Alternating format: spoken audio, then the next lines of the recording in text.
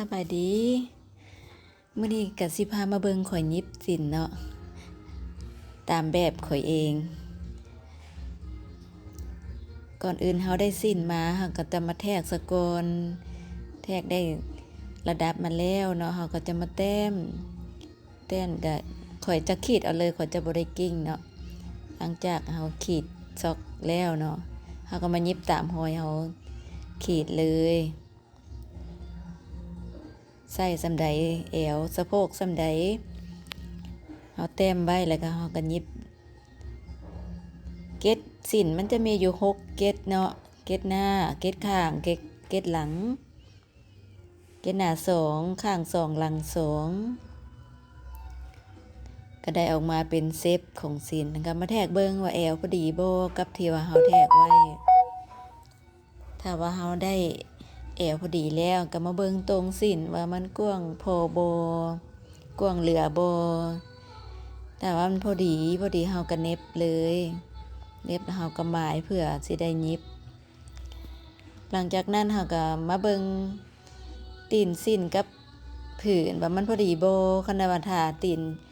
กว้างพอดีกับผืนสินเฮาก็จะต่อใส่เลย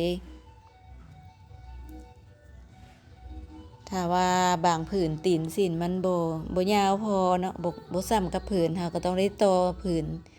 เฮาก็ต้องได้ต่อตีนให้มันซ้ำกับผืน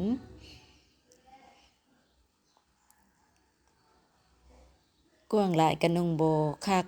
แคบหลายก็นุ่งบ่ม่วนสินต้องเอาพอดีก็แล้วแต่สร้างบางคนแล้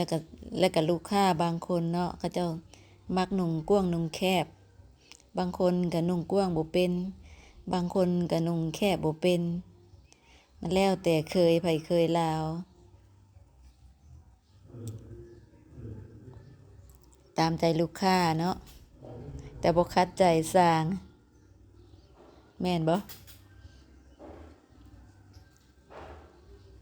อันนี้ก็จะเป็นสินเมยเนาะสินไหมป่นฝ้ายสินเมยเอกลักษณ์ของสินเมยก็จะเป็นสีสันสวยงามมีหลายสีผสมกัน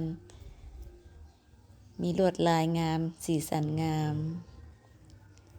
สินแต่ละภาคมันจะบ่คือกันเนาะภาคเหนือภาคใต้สินเมยสินหลวงพระบางสินเวียงจันทน์สินสะพายมันจะบ่คือกันจะงามแตกต่างกันไป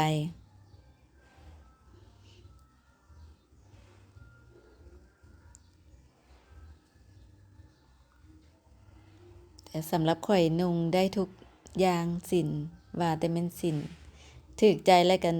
ซื้อนุ่งบ่ได้ติว่าสินภาคใด